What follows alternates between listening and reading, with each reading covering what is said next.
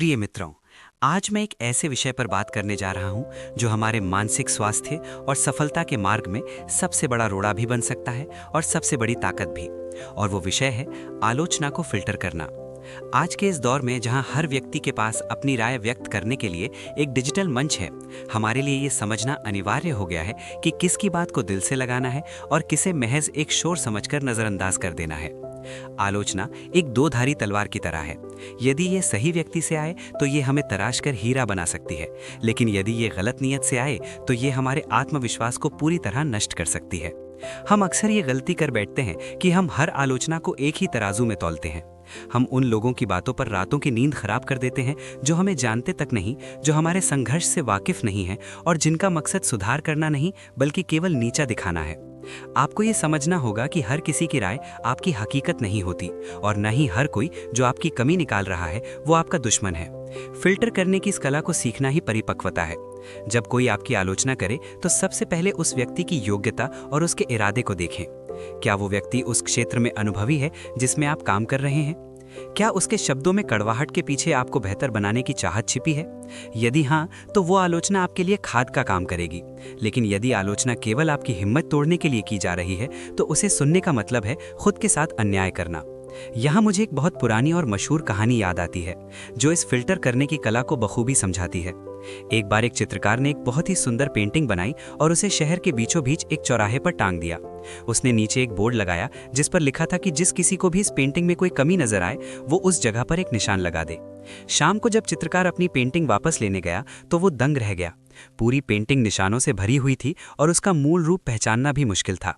चित्रकार बहुत दुखी हुआ और उसने तय किया कि वो अब कभी पेंटिंग नहीं बनाएगा। तभी उसके एक गुरु ने उसे उदास देखा और कारण पूछा।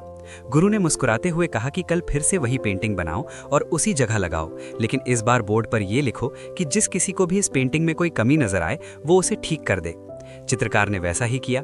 शाम को जब वो गया तो उसने देखा कि पेंटिंग वैसी की वैसी ही थी, उस पर एक भी निशान नहीं था। गुरु ने समझाया कि कमियां निकालना बहुत आसान है, लेकिन उन कमियों को दूर करने की जिम्मेदारी लेना और सही सुझाव देना बहुत कठिन। दुनिया में ऐसे लोग बहुत मिलेंगे जो आपको बताएंगे कि आप क्या गलत कर रहे हैं, लेकिन बहुत कम ऐसे होंगे जो आपको उसे सही करने का रास्ता दिखाएंगे। आपको बस उन सुधारने वाले लोगों को पहचानना है और बाकी के निशानों को नजरअंदाज करना है। मेरा व्यक्तिगत अनुभव भी यही कहता है कि जीवन के शुरुआती दिनों में मैं हर छोटी बड़ी टिप्पणी से विचलित हो जाता था। अगर 10 लोग मेरी तारीफ करते और एक व्यक्ति मेरी बुराई कर देता तो मेरा पूरा ध्यान उस एक बुराई पर अटक जाता था। मैंने पाया कि इससे मेरी रचनात्मकता खत्म हो रही थी। फिर मैंने खुद से एक सवाल पूछा, क्या मैं उन लोगों को अपने जीवन का रिमोट कंट्रोल देना चाहता हूं जो मेरी यात्रा का हिस्सा ही नहीं है? जवाब मिला, बिल्कुल नहीं। तब से मैंने एक नियम बनाया, रचनात्मक आलोचना को स्वीकार करें और विनाशकारी आलोचना को डिलीट कर दें। याद रखिए, शेर कभी कुत्तों के भौंकने पर पीछे मुड़कर नहीं देखता। आपकी ऊर्जा बहुत कीमती है, इसे उन लोगों को समझाने में बर्बाद न करें जो आपको समझना ही नहीं चाहते।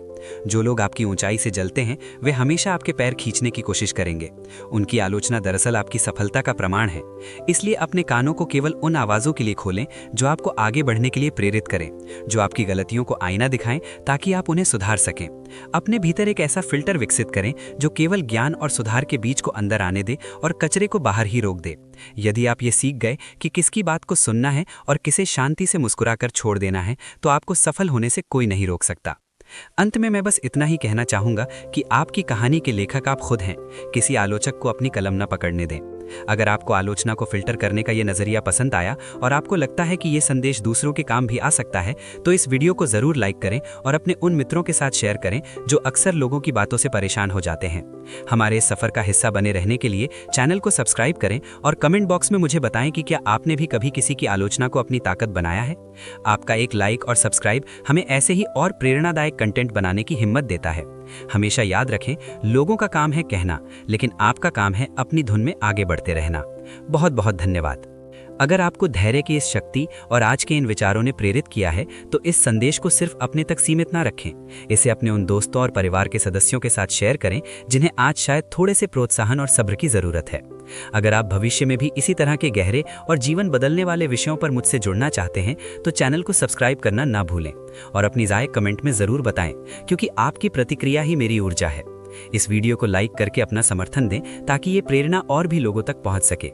याद रखिए, अच्छी चीज़ों को फैलने में थोड़ा समय लगता है, पर उनका असर हमेशा के लिए होता है। मिलते हैं अगले वीडियो में, तब तक विश्वास बनाए रखें और अपनी प्रक्रिया का सम्मान करें। धन्यवाद।